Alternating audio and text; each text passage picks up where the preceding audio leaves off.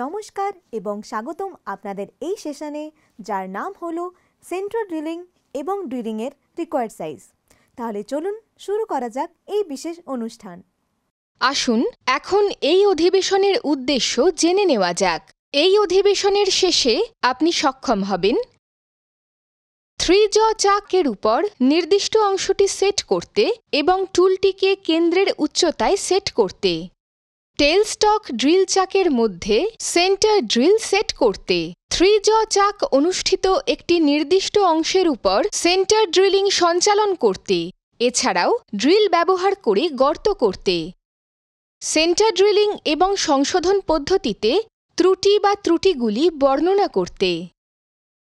এই প্রক্রিয়ার জন্য প্রয়োজনীয় সরঞ্জাম হল centre drill, drill chuck, tail stock, drill bit, steel rule, outside caliper, lathe machine, surface gauge, turning tool, facing tool, বিভিন্ন আকারের ড্রিল বিট, চ্যামফারিং টুল।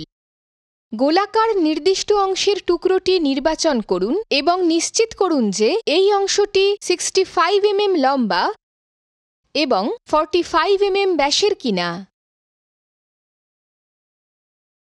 একটি 3 জয়ের মধ্যে নির্দিষ্ট অংশটি প্রায় 50 mm বাইরে ধরে রাখুন এবং এর সত্যতা যাচাই করুন।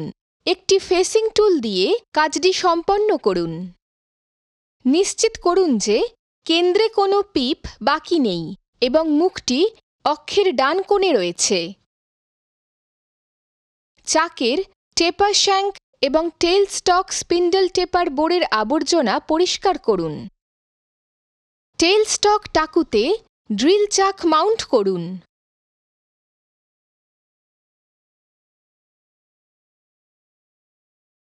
A4x10 IS 2473 আকারের সেন্টার ড্রিলটিকে ড্রিল চাকে ঠিক করুন।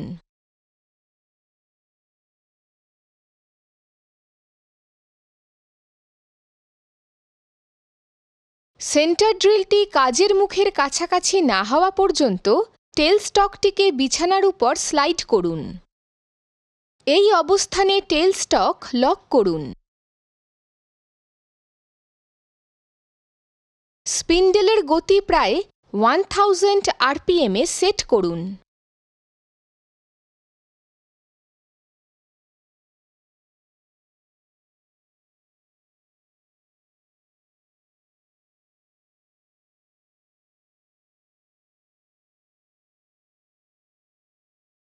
মেশিনটি শুরু করুন এবং ধীরে ধীরে টেল স্টক হাতের চাকা ঘুরিয়ে সেন্টার ড্রিলটিকে কাজে লাগান। চিপগুলি পরিষ্কার করতে এবং কাটিং ফ্লুইড প্রয়োগ করতে নির্দিষ্ট অংশের টুকরো থেকে ঘন ঘন ড্রিলটি প্রত্যাহার করুন। সেন্টার ড্রিলের প্রায় 3/4 টেপার্ড অংশ কাজ না করা পর্যন্ত ড্রিলিং চালিয়ে যান। নিশ্চিত করুন যে ফিডিংয়ের সময় অভিন্ন ক্রমাগত চাপ প্রয়োগ করা হয় এবং কোনো অতিরিক্ত বল দেওয়া হয় না। সঠিক গভীরতায় ড্রিল করার পরে টেল স্টক স্পিন্ডল প্রত্যাহার করুন এবং ড্রিল চাক থেকে কেন্দ্রীয় ড্রিলটি সরান। টুল পোস্টে টার্নিং টুল সেট করুন এবং নিশ্চিত করুন যে টুলের টিপ ও ডেড সেন্টারের টিপ একই সমতলে রয়েছে। প্রায় 35 mm দৈর্ঘ্যের জন্য টার্নিং অপারেশন করুন। কাজটি বিপরীত করুন এবং 3 জয়ের চাকটিতে 40 mm পাশ ধরে রাখুন। টুল পোস্টে ফেসিং টুল সেট করুন এবং ফেসিং অপারেশন সঞ্চালন করুন। টার্নিং টুল সেট করুন এবং 40 mm ব্যাস পেতে টার্নিং অপারেশন করুন। লেদের উপর গর্ত ড্রিলিং অপারেশন মাধ্যম সম্পর্কে আলোচনা করা যাক। কাজের টুকরোটিকে 3 জয় এমনভাবে ধরে রাখুন যাতে কেন্দ্রীয় ড্রিলের দিকটি টেল স্টকের প্রান্তের দিকে থাকে। টেল স্টকের মধ্যে চাক ড্রিল করতে 5 mm আকারের একটি ড্রিল বিট ঠিক করুন। কেন্দ্রের ড্রিলটি কাজের মুখের কাছাকাছি না হওয়া পর্যন্ত টেল স্টকটিকে বিছানার উপর স্লাইড করুন। 10 mm ড্রিল বিটটি নির্দিষ্ট স্থানটির মধ্য দিয়ে পেতে ড্রিলিং অপারেশন করুন। ড্রিল চাকে স্থির করা ড্রিল বিটের সাপেক্ষে ক্রমান্বয়ে ড্রিলিং অপারেশন সম্পাদন করুন। তাপ অপসারণ করতে ড্রিলিং অপারেশনের সময় তেল প্রয়োগ করুন।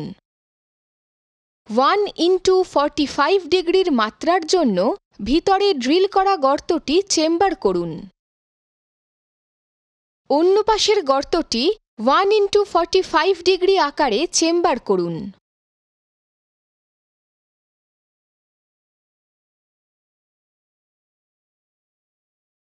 চলুন আমরা যা যা শিখলাম সেগুলো সংক্ষেপে জেনে নিই।